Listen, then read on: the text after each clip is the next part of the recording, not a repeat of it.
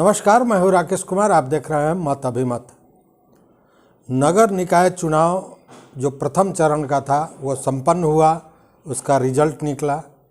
लेकिन इस रिजल्ट से जो बातें सामने आई हैं वो ज़रा अचंभित करने वाली हैं और अभी पब्लिक का क्या मूड है उसको भी बता रही हैं। अगर आप देखें तो प्रथम चरण के मतदान में 21,744 जो प्रत्याशी थे उनके भाग्य का फैसला किया गया था। इसमें कुल 68 नगर परिषद, 88 नगर पंचायत के मुख्य पार्षद और उप मुख्य पार्षद के 3346 पदों पर लोगों का चयन हुआ है। लेकिन मैंने जो कहा कि इस चुनाव के बाद जो रिजल्ट आया उसकी समीक्षा करने के बाद जो बातें सामने आ रही हैं वो ज़रा इसको अचंभित करना तो नहीं कहेंगे, लेकिन यह है कि पब्लिक को मूड को बता रही है कि पब्लिक चाहती क्या है। अगर गौर करें तो इस पूरे चुनाव प्रक्रिया के बाद जो रिजल्ट आया है वो ये दिखाता है कि जो लोग पूर्व से थे, जो पूर्व से कार्यरत थे, उनको लोगों ने नकार दिया है, सिरे से नकार दिया है। चूँकि आप देखेंगे तो हमको लगता है कि 10% ही पुराने लोग हैं जिनका चयन दोबारा हुआ है, नहीं तो 90% हार गए हैं। वहीं वैसे लोग जो किसी राजनीतिज्ञ के परिवार से आते थे, बड़े राजनीतिक घराने जिसको हम कहते हैं, आजकल तो घराना राजनीतिक घराना होने लगा है, उससे आते थे, उन लोगों को भी जनता ने सिरे से नकार दिया है। अब आप सोचिए कि कोई सांसद अगर वार्ड के चुनाव में उसके परिवार का कोई हारता है या पार्षद के चुनाव में उसके परिवार का कोई हारता है, किसी मंत्री का, किसी पूर्व विधायक का, तो अचंभित करने वाली बात तो है कि जो पूरे संसदीय क्षेत्र पर और या पूरे विधानसभा क्षेत्र में अपनी तूती बोलने की का दावा करता है, उसके परिवार के सदस्य, उसकी पत्नी, उसकी माँ, वैसे लोगों को हार का सामना करना पड़ा है। आइए जानते हैं कि वैसे लोगों में कौन कौन लोग हैं। अब देखिए, बिहार सरकार के श्रम संसाधन मंत्री हैं सुरेंद्र राम। उनकी माता श्री कलावती देवी खड़ी हुई थी दिगवारा के वार्ड नंबर 7 से और उनको हार का सामना करना पड़ा। दिगवारा अभी जहरीली शराब को लेकर पूरे चर्चा में था। वहीं सांसद अजय निषाद की पत्नी रमा निषाद को भी हार का सामना करना पड़ा और उनको हराया ज्योत्सना कुमारी ने। ये जो ज्योत्सना कुमारी हैं वो 2014 में जदयू से लोकसभा का चुनाव लड़ चुके हैं विजय सहनी, उनकी बहू है। और सबसे रोचक विषय यह है कि ये ज्योत्सना कुमारी और रमा निषाद की चचेरी बहू हैं ज्योत्सना कुमारी, मतलब सास को उन्होंने पराजित किया। और सास भी कौन? तो अजय निषाद की पत्नी, मतलब सांसद की पत्नी। इतना ही नहीं, मोहनिया की घटना सुनेंगे तो आपको आश्चर्य होगा। मोहनिया के राजद विधायक संगीता देवी की मां खड़ी थी, जिनका नाम है कुंती देवी। वो भभुआ नगर परिषद के वार्ड नंबर 14 से खड़ी थी। और आपको जान के आश्चर्य होगा कि उनका जो मत है वो 3 अंकों में भी नहीं गया, मतलब 2 अंकों में रह गई। 29-30 के लगभग ही उन्हें वोट मिले थे। तो किस तरह जनता नकार रही है, जो पॉलिटिकल लोग हैं उनके परिवार के लोगों को, ये सामने देखने की बात है। वहीं त्रिवेणीगंज के पूर्व विधायक अमला देवी मुख्य पार्षद का चुनाव लड़ रही थी, उनको भी हार का सामना करना पड़ा। जबकि जोगबनी के पूर्व विधायक जाकिर अनवर बैराग की पत्नी फिरोज खातून को भी हार का सामना करना पड़ा। वहीं कांग्रेस के जिलाध्यक्ष अनिल सिन्हा की पत्नी शीला देवी और जिला उपाध्यक्ष शाह आलम की पत्नी नुसरत परवीन को भी हार का सामना करना पड़ा। जबकि वहीं से भाजपा जिलाध्यक्ष आलोक भगत हैं, वो खुद खड़े थे, वो भी हार गए।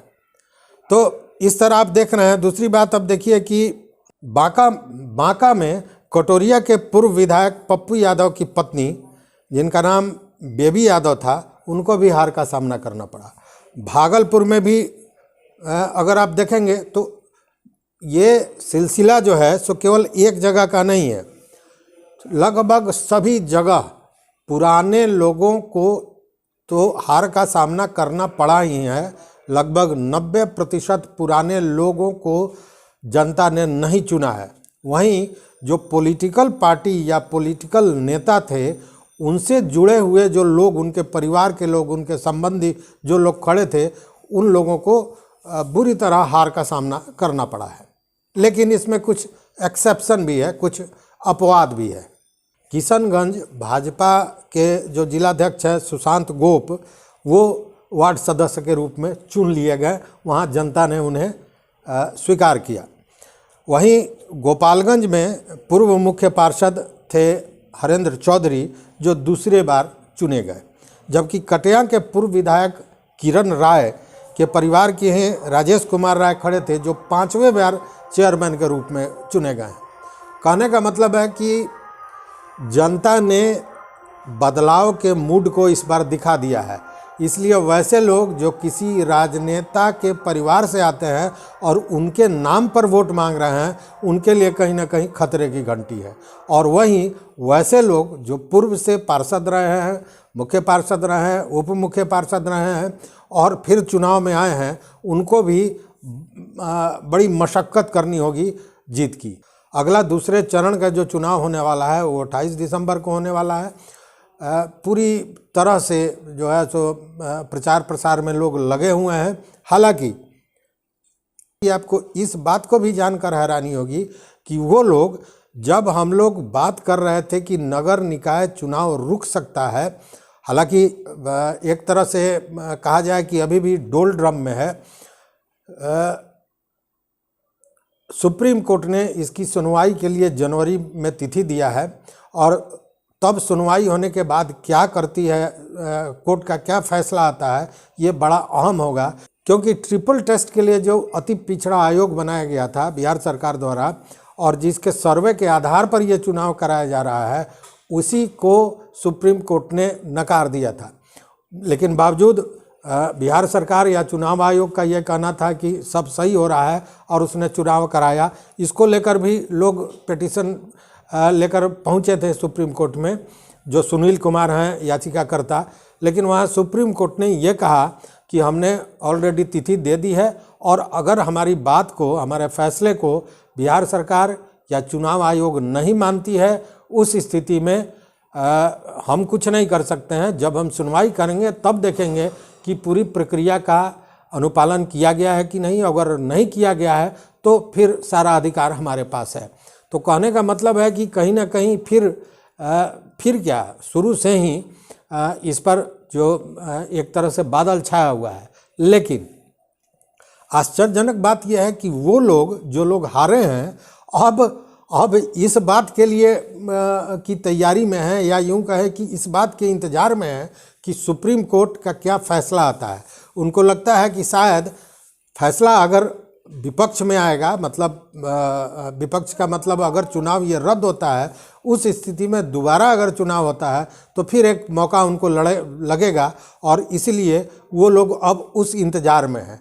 तो कहने का मतलब है कि अगर जीत जाते तो कदापि नहीं सोचते इस तरह की बात। लेकिन जो हारे हुए लोग हैं, जो पहुंच वाले लोग हैं, जो धन बल और बाहुबल में सामर्थ्यवान हैं, वो फिर इस बात का भी इंतज़ार करने लगे हैं।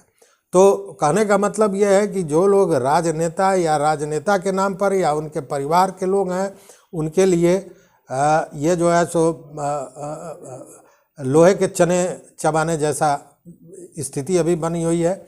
और दूसरी बात कि जो पूर्व से लोग रह चुके हैं कहीं ना कहीं किसी पद पर, उनके लिए भी खतरे की घंटी जनता बजा रही है। अगर चैनल पर नए हो तो निश्चित रूप से सब्सक्राइब कर लीजिए, वो घंटी जैसी जो बटन है उसको दबा दीजिए, ताकि हम जो वीडियो बनावें वो आप तक पहुँचे। और साथ में अपना मत, मैंने जो अभी आज वीडियो बताया वो आपको कैसा लगा, और अपना मत दीजिए कि आपके क्षेत्र के वैसे लोग जो जीते हैं उनकी क्या सोच है, और जो हारे हैं वो क्या सही में इंतज़ार कर रहे हैं कि सुप्रीम कोर्ट क्या फैसला देती है, और फिर शायद उन्हें एक मौका मिल जाए। तो देखते रहिए मत अभय मत। बहुत बहुत धन्यवाद, कोटिशः आभार।